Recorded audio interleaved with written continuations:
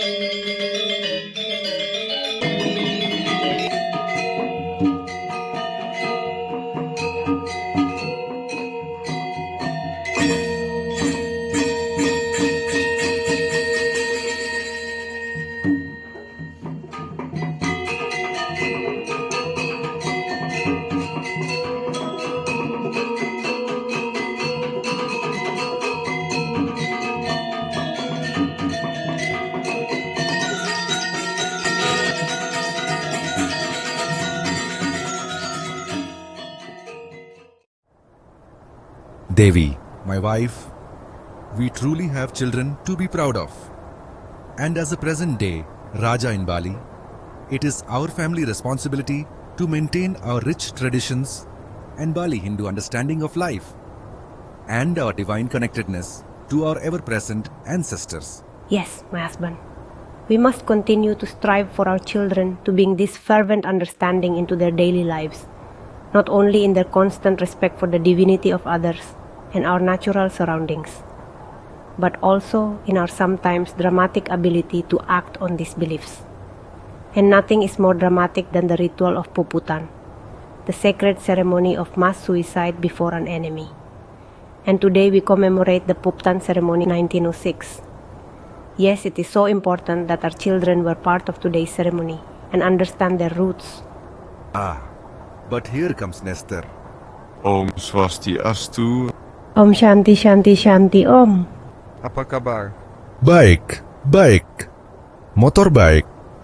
I love the Balinese love for wordplay. I must say you have such talented children, and here they come. Children, you were excellent. Thank you, Uncle Nestor. Thank you. But did you see when Ari almost tripped? Did not. That was part of the dance. Shows how much you know, brother. I think you tripped. If I did, it would only be because you were banging out of tune in the gamelan orchestra. You can't even do that. There is only one tuning. Shows you how much you know, sister. Alright, enough you two. This never ends. They love to compete. Healthy sibling rivalry. It's good practice when it becomes time to compete with others when they get older. My dear Nestor, that's where you Dutch misunderstand the Balinese. We celebrate and understand the connectedness to one another and the preferred benefits of cooperation over competition. Yes, of course, Panji. This Boule foreigner still has some lessons to learn. Are we still going to meet for our chat? Yes, of course. Devi will take the children to do some errands and meet us back home at our Uluwatu compound. While we do our annual reminiscing, we'll take your car back later. Very well then. Sampai jumpa lagi. Hati-hati di jalan, my dears. See you back home. Now listen to your mother, my children. Good job today, my beauties. I always look forward to our afternoon discussion after the annual Puputan Memorial Ceremony, Your Highness. Please, Nestor, the title is largely ceremonial these days. But the monarch dynasties of the Bali kingdom, the Rajas, can be traced back to about 900 AD. Rajas were members of the Kshatriya warrior caste and controlled the army, and generally administered justice in the territory. The king's purpose was to make everything and everyone prosper. In that sense, he acted as the guarantor of the whole cultural and social structure. But here we are again, Nestor. It's so strange how our lives and the lives of our ancestors have intertwined, Panji. Of course, in our tradition, it is not so strange. We are ever connected, and the spirits of our ancestors are ever present.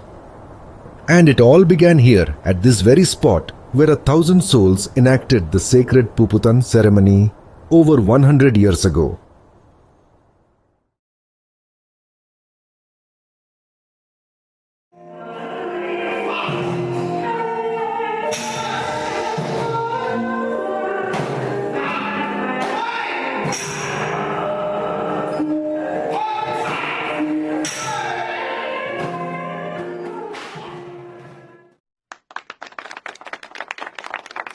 Wonderful. Simply wonderful. Would you agree, Queen Indra? Yes, Your Highness. I did pretty good this time. I almost stayed awake to the end. But come to my villa, and I will make it up to you. I will take you up on that, my queen, but tomorrow. And you, Kiramade, you seem to have stayed awake the full 9 hours. I had a little help from the white powder, but yes, the Tuju Pedang, the seventh sword, is one of my favorites. And how about Prince Anand and Princess Maz? And think they are mostly asleep, but not too bad. And not so fast, my children. You must tell me the essential meaning of tonight's shadow play, the seventh sword. Please, father. Tomorrow. No, now, while it is still fresh in your minds and not clouded in the dream state. Princess Maz, what did you learn? That there is strength in unity, Father. And the gods gave us 7 sacred swords, one for each main Bali Rajas, to maintain strength and unity.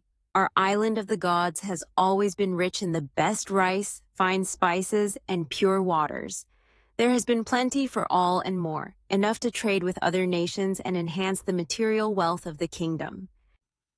Very good, Princess. And Prince Anon, anything to add? I was about to say the same thing, really. But also, don't turn your back on your enemies, both from distant shores and within. For two sleepy children, I'd say you have learned the essential lesson for us from the Tujuh Pedang. Now, off to bed. Good night, Uncle Made. Good night, children. I love your children, Raja. I believe they will make fine leaders of the kingdom someday. They are very fond of you as well, Master Blomberg. Like to call you uncle. And they love the stories of your father's exploits and the journeys of your trading ships. Another masterful performance, Dalang. Thank you, Your Highness. Yes, that was masterful. But how do you maintain concentration during all those hours? Years of training, of course. I am a third generation puppet master. And no secret, only method and practice. What is the method? Why, total immersion into the character and the stories. Transformation, transcendence, becoming something other than yourself. Substitution, accessing the collective emotional memory if one is fortunate. Then, substitution into the characters and the circumstances. The true puppet master becomes a transmedium to the ever-present spirit world. To do so, one cuts the rope to one's own reality. And it must take years of practice and concentration to perfect the method. Well, yes and no. Take our mask ceremonies. The donning of the right mask can have a dramatic and immediate effect. The mask is imbued with powers created by the mask maker and entity. Connecting with that spirit, that's the trick if you want to call it that. Now, and the other trick is emerging from the personalities and emotions. It's time for me to do so. Even the best puppet masters must be able to re-emerge or else risk losing himself in the spirits who have entered his consciousness. Well, we will not keep you from this process. We do like you as you are, my good Dalang. And you, Master Blomberg? You will find your guest room ready for you. Pray, stay, and meet with me over breakfast. I have some important business to discuss. Of course, Your Highness. That is also my intention. I fear the kingdom is facing another decisive test. Some things have not changed in the last 600 years. I wonder if a shadow puppet play will one day be created for us. Of course, in England, a great body of storytelling works is attributed to William Shakespeare. Great storytelling of the human drama, of kingdoms rising and falling, fortunes and loves won and lost, written a few hundred years ago. Ah, yes. All the world's a stage, and all the men and women merely players. They have their exits and their entrances. You continue to impress me, Your Highness. A good ruler should know his Shakespeare. But also, life's but a walking shadow, a poor player that struts and frets his hour upon the stage and then is heard no more. It is a tale told by an idiot, full of sound and fury, signifying nothing. Things did not go so well, though, for Mr. Macbeth. Well, enough drama for now. Time for rest. Ah, sweet repose. To sleep then, perchance to dream, perchance to dream. This morning breaks beautiful at the Raja's palace, as it usually does in dry season. 80 kilometers beyond the terraced rice field and Bali jungle is Mount Agung, the Mother Mountain. It is a sacred and active volcano, vaulting almost 10,000 feet above the nearby ocean, and is the highest point in Bali. In Bali Hindu tradition, it is considered a replica of Mount Meru, the mythical center of all the physical, metaphysical, and spiritual universes in the cosmic ocean. At 85 times the circumference of the Earth, the Sun and all of the planets of our solar system are said to revolve around Mount Meru. 3,000 feet up on the slope of Mount Agung is Besakih Temple, the holiest of Balinese Hindu temples. You enjoyed the shadow play, Master Made? I was immersed in battles in my dreams, but insightful and entertaining as always. And the tradition dates back centuries and probably arrived here from India or China. And I have heard the French are developing it further. The Lumiere brothers are taking continuous film photography pictures and projecting them onto a large screen, inspired by our shadow play. I see. Might that put our good Dalang out of work? I believe that will be a long time coming. So, what news, Master Made? What other news besides new picture devices? Bring your trading ships from afar. Well, there is good news and bad news, Raja. Some things never change, do they? Give me the good news first. I have a feeling we will need to dwell on the second. Are you ready? I believe I have found the seventh sword. Is this possible? I believe it to be true. You will have to verify for sure. And do you have it? I have a small chest that belonged to my father. His business partner Hiram Goldschaltz left it for me before his recent passing. You will have to verify for sure. Ah, Hiram and your father. If only the other colonists were more like them. How strange the capabilities of the Bulai, from kindness and reason to levels of barbarism, that put our Bugis pirates and headhunters to shame. Tell me what you have found. You know, I was only 10 when my father was killed. I remember it well. I was a young prince then. Your father united most of the Rajas into a powerful and equitable trading force with the colonists back then. He was appointed the first Shabandar, chief administrator of trade in Bali, over all of the colonists at the time, the Dutch, Chinese, Portuguese, French and English. His appointment angered many jealous colonists and even some of the more opium-crazed Rajas and royal families, especially when he abolished the export of Balinese slaves and banned the importing of guns and the trading of opium. Your father was quite a man.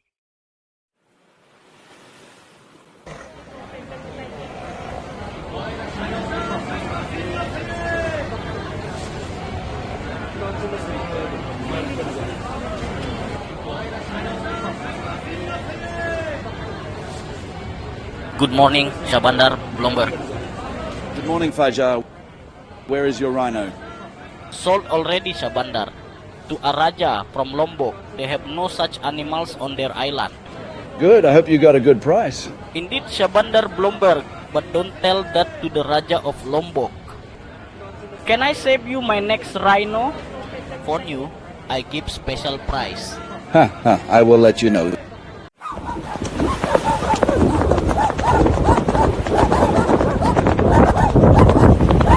Yes, Lance. Yes, Lucky. I noticed the errant black ship.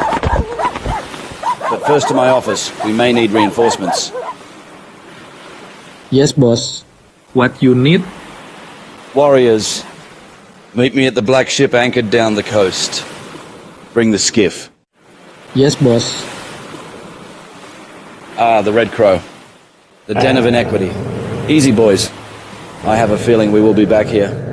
After we inspect the black ship.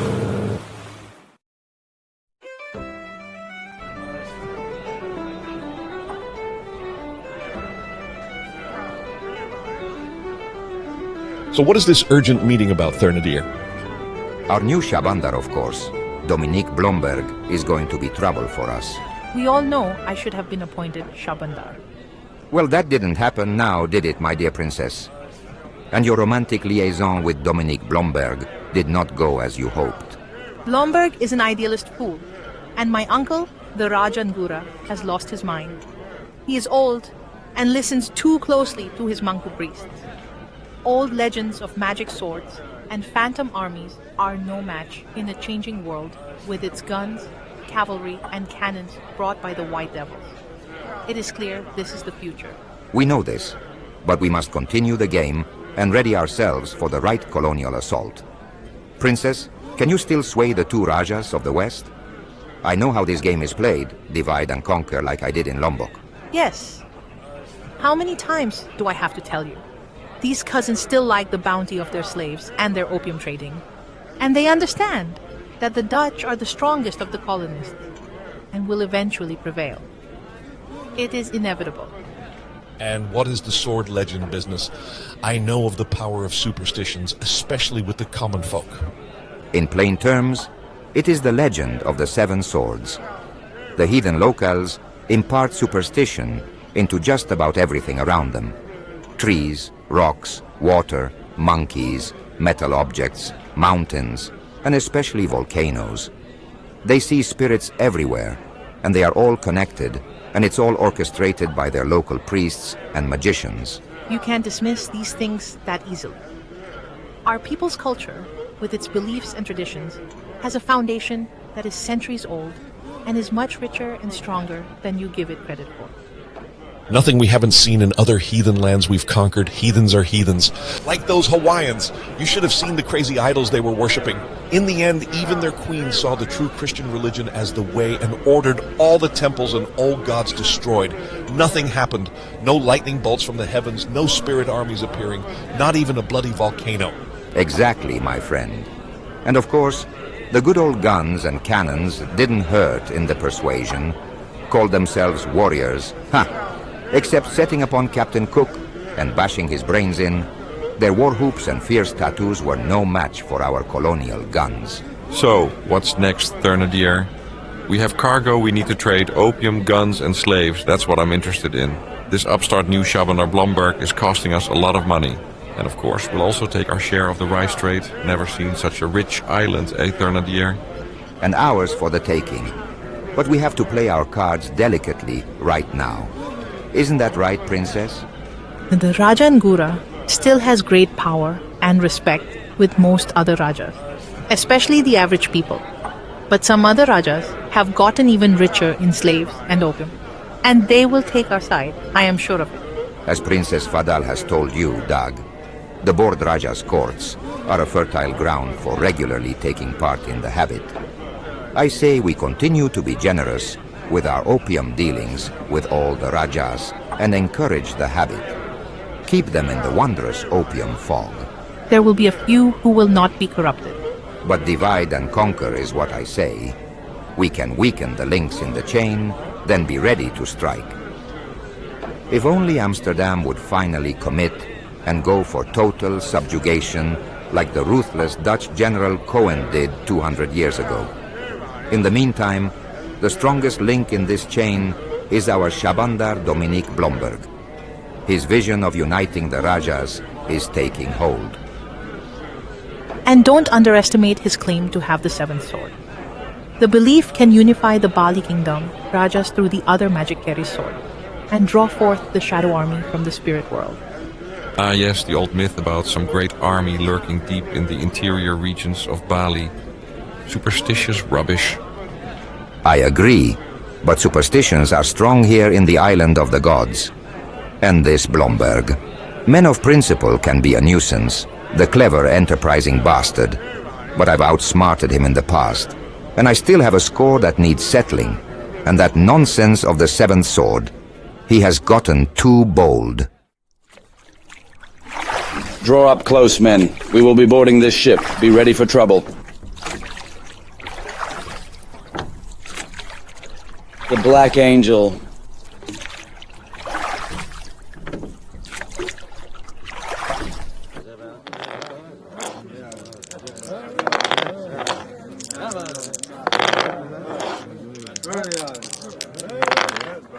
Greetings, and I bid you welcome from the Shabandar of Bali. I bring a gift of some of our Bali Royal Arak whiskey, from the Tabanan region coconut trees, the finest. Rise, warriors. You no come on ship! Off ship now, we fight you!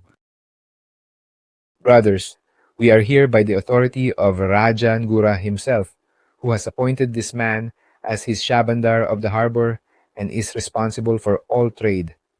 Shabandar Blomberg has returned the magic seventh sword to our Bali homeland. But we have orders from boss. No one come on ship. And who is your boss?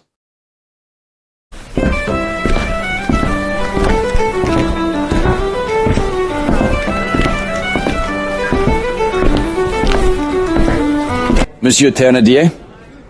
Owner of the vessel L'Ange Noir, the Black Angel? Perhaps. What is it, Blomberg?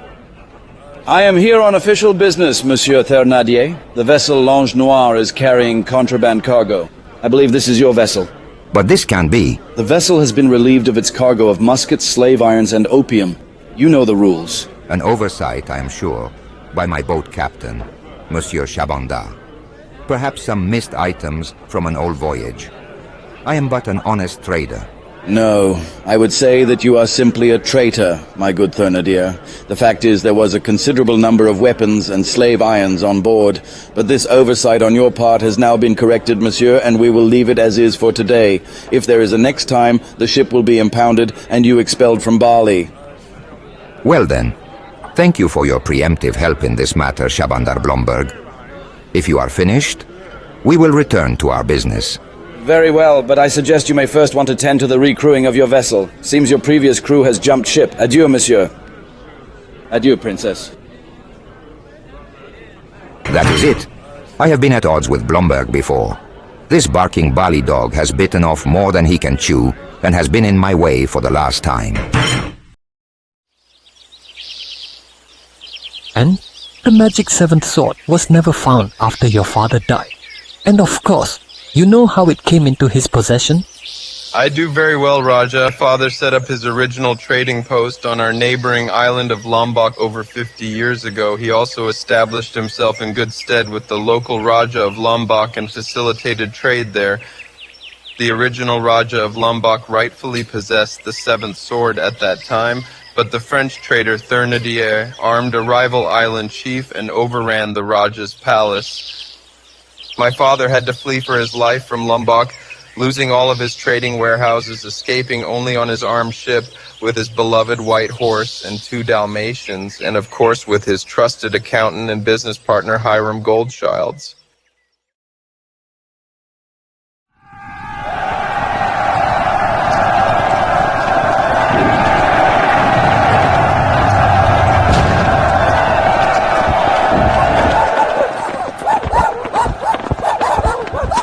He has been expecting you, Master Blomberg. Stay!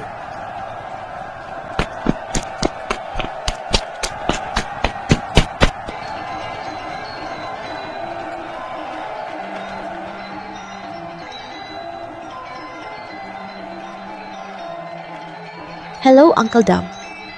Will the ancestors find me pretty after we enact the sacred puputan ceremony? No, they will not. They will find you beautiful. Now I must see the Raja. He is in the far pavilion. Ah, greetings, my friend, Dom Blomberg. Greetings, Your Grace. Tell me, Master Blomberg, do you have ancestors in the cold lands you come from? Who speaks to you in your dreams, guides and directs you in your actions?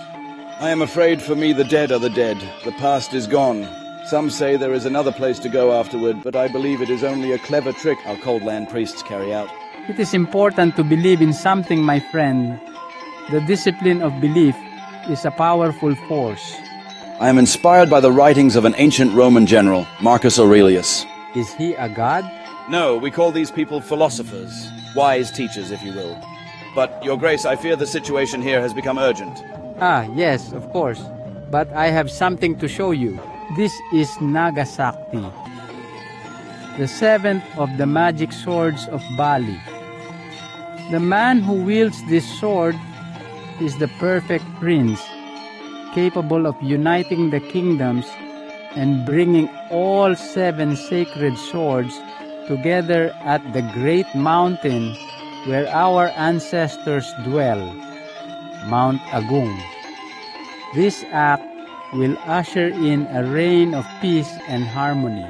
But alas, I fear my journey from Bali to Lombok may have weakened the power of Nagasakti, so far away from the sacred mountain and its brothers.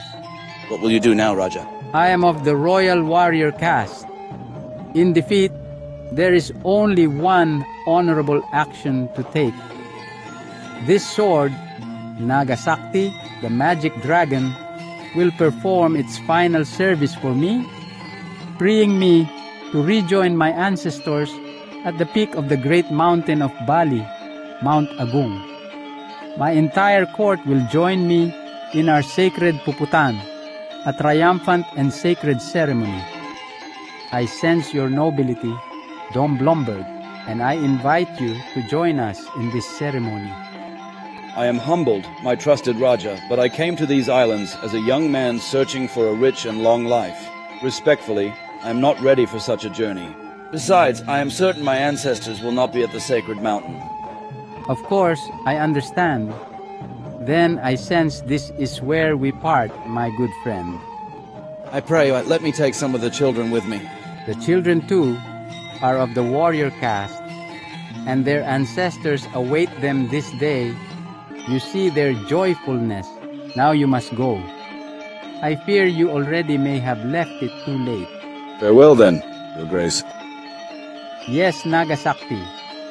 I have heard you rattling in your scabbard at night, yearning to return to your 6 brothers in Bali. One day, it will happen. I warned you, Blomberg, that the Lombok air would be unhealthy for you. You shouldn't have tried to compete with me, and now you've backed the wrong horse. And my local chief will soon be in command of the island of Lombok. Release me, Thurnadir, and I will be on my way. I am afraid the new ruler of Lombok will not look favorably on me aiding and abetting the escape of a criminal. You'll have to submit to his justice and appeal to his compassion. Sorry, we are both merely caught up in the uncertainty of local politics. Comes with the colonial territory. Local politics? You armed the rival tribal chief in the first place, traitor. A simple tactical choice. We all make choices. I will, of course, support your appeal for clemency. What about horse and dogs, boss? Don't bother with the other animals. We want this one. Nice of them to surrender in such ceremonial fashion and acknowledge their defeat. Yes, Thurnadir, indeed. Mon Dieu, but what is this? Boss, the new Raja is here. Boss, the new Raja is arriving in the upper courtyard. Stay here with him.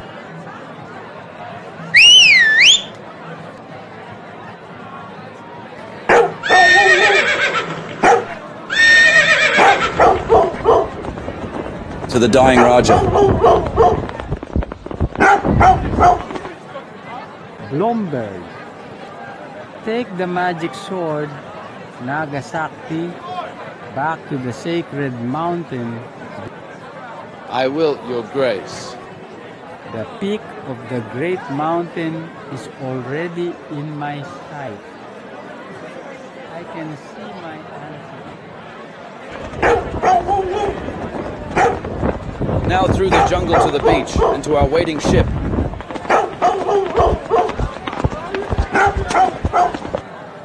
The magic sword! My carries! My carries, my Nagasaki!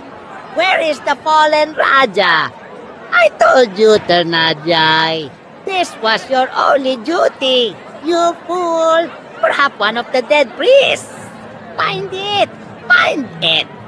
Blomberg, Blomberg, Sacre Bleu. After him, get my horse. He must be heading to the ocean. Ah, the Jupiter. Just a little farther, boys.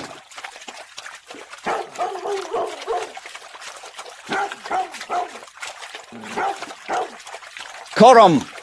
The sling!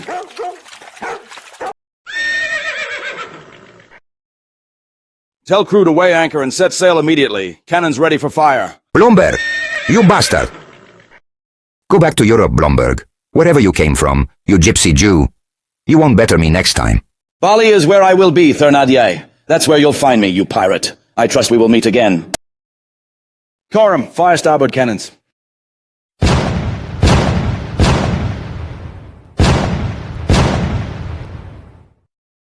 I told you and the crew not to wait. I tell crew, Coram kill and eat anyone who leaves without boss. I thought you were not cannibal anymore. Boss rescue Coram from sea. Now, Coram will never let boss down.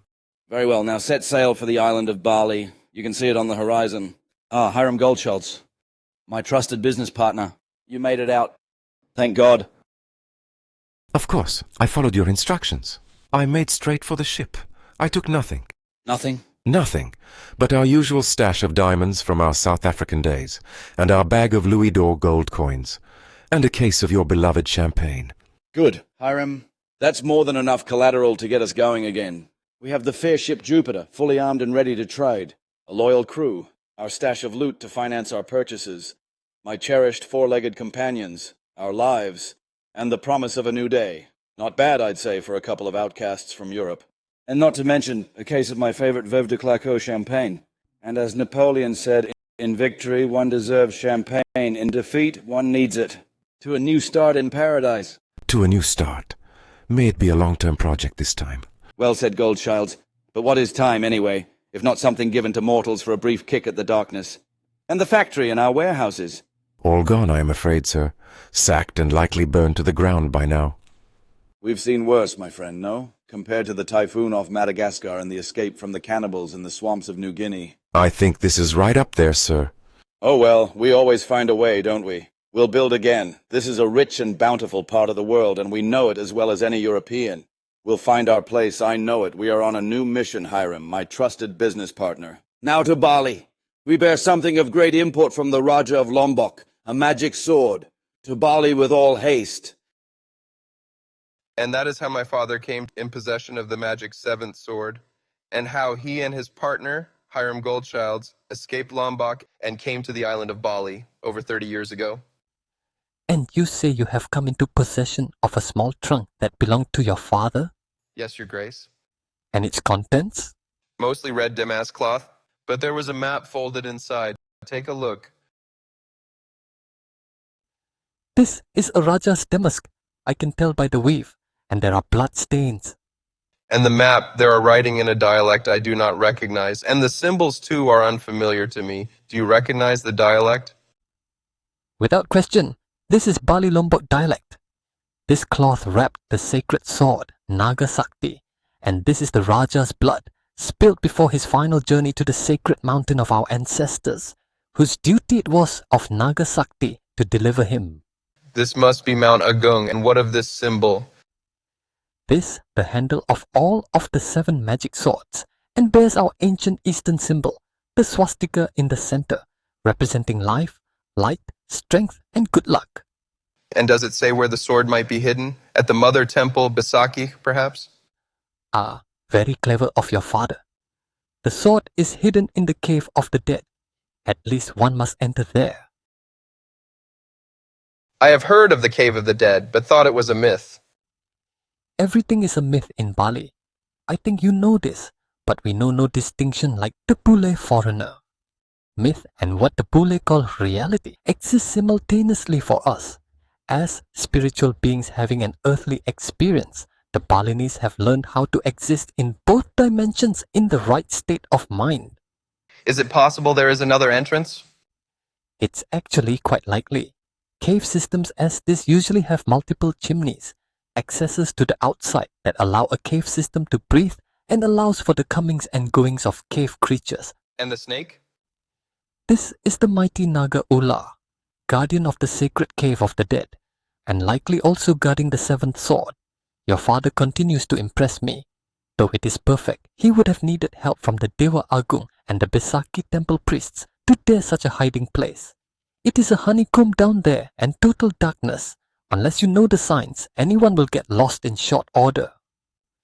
And the mighty Naga Ula is an immense and ancient python that lives within the cave's caverns.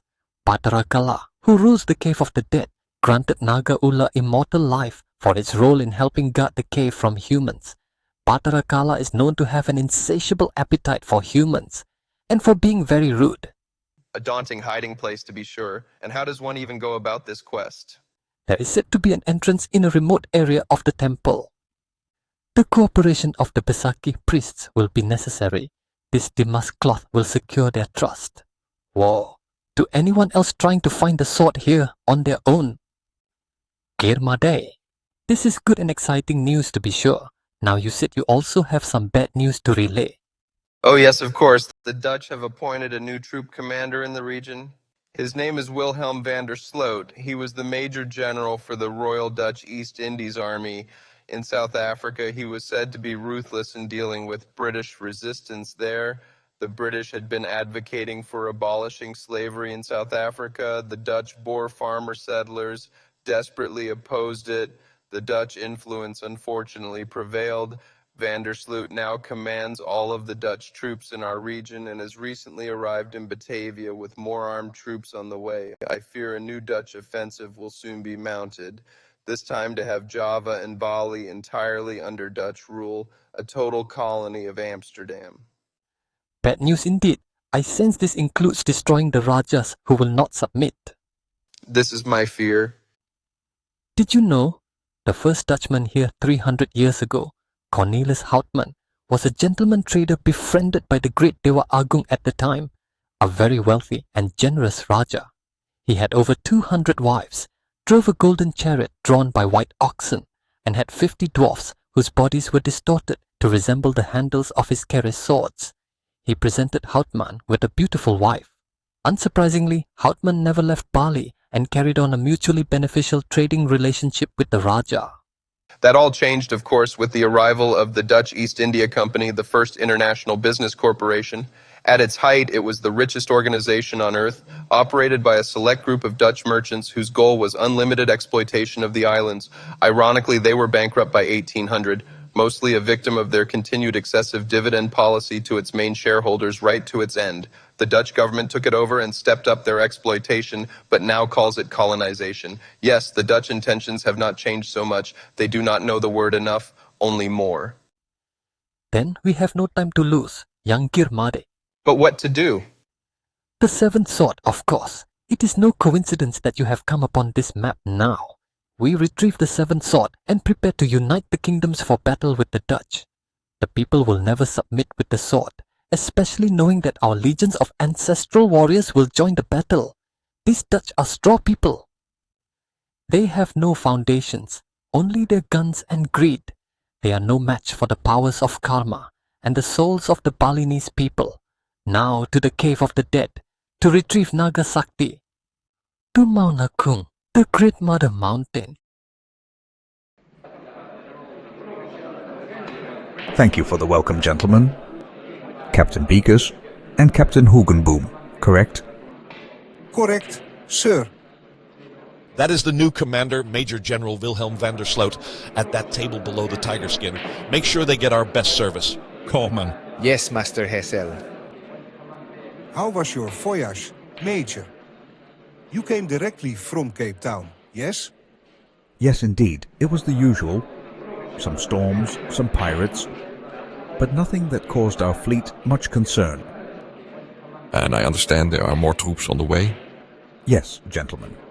This is it. The Dutch government has finally listened to my pleadings and set upon a final conclusion in the region. Full colonization. I made it a condition of my commission here. Welcome news indeed, Major General. And what do you know of these Indies, sir? This is your first posting here, I believe. My first time in the region. But I have done my homework, Captain. Know your enemy, know thyself. That is Sun Tzu, from The Art of War. And I know many of our local enemies here, especially on the island of Bali. Bali is a very important prize. They are a highly superstitious people, worshipping many gods, even trees and rocks, much like the Hindus of India, but there are factions, easy enough to divide and conquer. Very good, sir. I would concur. Then what is our plan, Major General? Do you know of the Major General, Karl von Clausewitz? The Prussian officer? I have heard the name. A military scholar, I believe. Indeed, Captain Hugenboom. And he wrote a book. It is on the topic of theoretical military thinking and planning. Inspired by Napoleon's military genius, military experience, and natural analytical skills, he has distilled much military wisdom into a textbook entitled On War. Yes, gentlemen, and I have it right here, and I have studied his work very carefully. I believe this document will influence military leaders and even men engaged in modern commerce for decades to come. And our plan, General? Gentlemen, it is properly referred to as strategy. Strategy in von Clausewitz's terminology. Strategy is the use of engagements for the object of war and securing lasting victory. And you must think strategically and consider war a highly calculated game. War a game, you say? That's correct, Hugenboom, when properly understood. Von Clausewitz distills it down very simply into two stages. The first being, and I quote from his book, war is always an act of force to compel our enemy to do our will. And this part must be waged with brutal and conclusive resolve. This properly sets the stage for political discourse and the new order that follows, importantly set by the conqueror. I highly agree, Major General. The Dutch have been inconsistent in its resolve for the last 200 years here in this world. The result has been reoccurring uprisings, uncertainty, and constant encroachment by both native and foreign powers. And I believe the Dutch East India Company had it right in the beginning, back in 1600, with their own private army. It was duly sanctioned by the Netherlands. They had absolute control to do as they pleased with any force necessary. They had free rein and were empowered to sign treaties, mint their own coins, imprison and execute at will, build private fortresses, wage wars, pass laws and seize land. It's the only way. Indeed, Jan Pieterszoon Cohen of Dutch East India Company applied this thorough resolve 200 years ago. And he got results. Yes, a toast to General Cohen.